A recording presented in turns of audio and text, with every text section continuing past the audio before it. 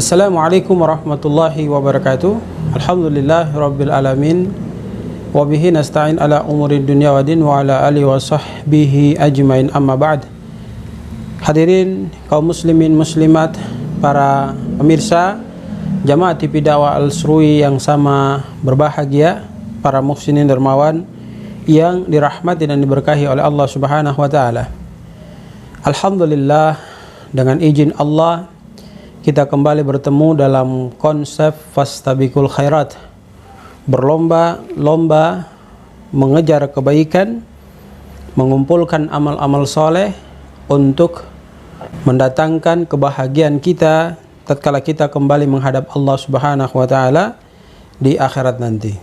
Salawat dan salam semoga senantiasa tercurah limpahkan kepada junjungan kita Rasulullah Muhammad sallallahu alaihi wasallam, keluarga, sahabat, dan insya Allah sampai kepada kita. Para pemirsa, kaum muslimin muslimat, orang baik dimanapun anda berada, Jamaah TV Dakwah Al-Sruwi yang sama berbahagia. Pada kesempatan yang sangat berbahagia ini, ada satu permasalahan yang kami anggap penting untuk kami bahas dan kami sampaikan kepada para pemirsa yang selalu senantiasa setia menonton channel daripada TV Dakwah Al-Sruwi ini. Sebelumnya, kami juga mengajak kepada kita semua, mari sama-sama kita mendukung kegiatan dakwah di TV Dakwah ini. Jangan kita mau kalah dengan hal-hal yang tidak bermanfaat, maka share-lah kebaikan-kebaikan yang ada di TV Dakwah Al-Sruwi ini kepada teman-teman kita, kerabat kita, karena kita sudah sama-sama paham pada video sebelumnya, siapa yang menunjukkan kebaikan, maka Allah akan berikan pahala kebaikan bagi dirinya terkait dengan amalan kebaikan dikerjakan orang lain, karena asbab dia menginformasikan kebaikan itu sehingga orang lain itu mengerjakannya, maka dia akan mendapatkan pahala dari orang tersebut tanpa mengurangi pahala orang itu.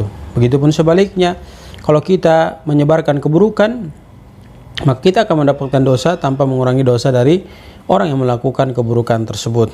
Nah, mari sama-sama kita bantu channel kita TV Dakwah Al-Sruwi ini dengan cara share, like, kemudian jangan lupa subscribe-nya agar channel ini terus berkembang, ya, terus memberikan manfaat kepada kita semua. Dan kami sampaikan jazakumullahu khairan kepada yang sudah membantu kami dalam subscribe-nya. Mudah-mudahan Allah Subhanahu wa taala membalasnya dengan pahala untuk dijadikan sebagai jembatan kebahagiaan menuju surganya Allah Subhanahu wa taala.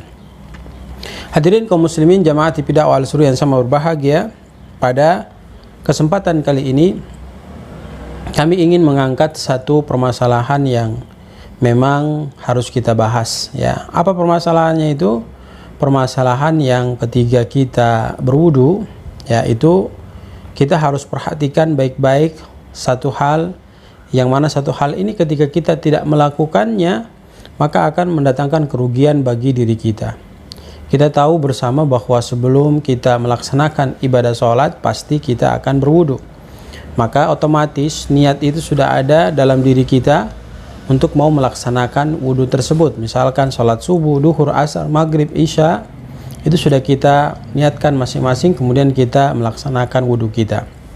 Tapi tahukah kita, ketika kita sudah melaksanakan niat, maka hal yang harus kita lakukan sebagai pondasi kuat, dasar bagi wudhu kita, agar wudhu kita diterima di sisi Allah Subhanahu wa taala, adalah dengan melafalkan bacaan basmalah. Sekali lagi, dengan melafalkan bacaan basmalah.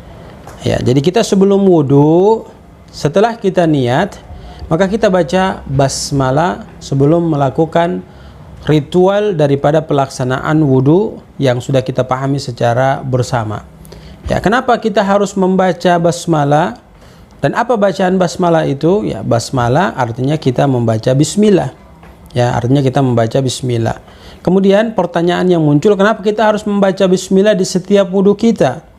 Apa konsekuensinya ketika kita tidak membaca bismillah? Oke, sekarang kita lihat hadis dari Nabi SAW yang memerintahkan hal tersebut kepada kita, diriwayatkan oleh Imam Ahmad. disampaikan Rasulullah Muhammad sallallahu alaihi wasallam bersabda, la wudu'a liman lam yadhkur ismallahi alaihi.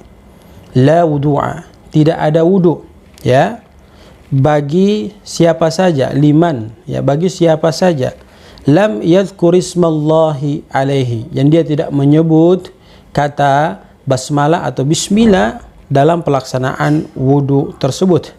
Maka ini menjadi perhatian buat kita, sebab terkadang ketika kita buru-buru, kita tidak membaca lafal basmalah ini, kita asal wudu saja. Dan ketahuilah bahwa ini adalah merupakan komitmen yang harus selalu senantiasa kita baca ketika kita mau melaksanakan wudu. Sebab Nabi sudah menyampaikan la wudu'a, tidak ada wudu, ya. Jadi ketika kita berwudu kemudian tidak membaca basmalah, maka otomatis wudu kita tidak ada. Kenapa? Sudah jelas la wudu'a, tidak ada wudu, liman, bagi siapa saja, lam yadhkur ismallah alaihi, yang dia tidak menyebut kata bismillah sebelum melaksanakan wudu tersebut. Ya, ini satu hal yang sangat fundamental, mendasar dalam kegiatan pelaksanaan daripada wudu kita. Kalau kita tidak berusaha untuk memahaminya, maka kita tidak akan mengamalkan sunnah daripada yang diajarkan oleh baginda Rasulullah Muhammad sallallahu alaihi wasallam kepada diri kita. Tata cara wudu yang disampaikan oleh Nabi sallallahu alaihi wasallam. Mudah-mudahan konsep ini memberikan pemahaman kepada kita. Sebagai kesimpulan, jangan lupa membaca basmalah sebelum kita berwudu. Kenapa harus demikian?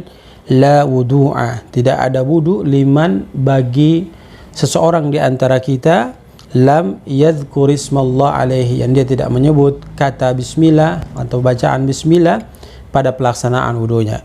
Semoga Allah memberi kekuatan kepada kita untuk mampu mengamalkan apa yang telah kita dengarkan, dan kita akan mulai dari sekarang rutinitas membaca basmalah setelah kita niat berwudu, sehingga wudu kita itu menjadi sah, diterima di sisi Allah Subhanahu wa taala, otomatis ibadah kita pun diterima di sisi Allah Subhanahu wa taala. Barakallahu fikum, jazakumullahu khairan. Subhanakallahumma wa bihamdika nasyhadu an la ilaha illa anta nastaghfiruka wa natubu ilaik. Billahi taufiq wal hidayah. Assalamualaikum warahmatullahi wabarakatuh.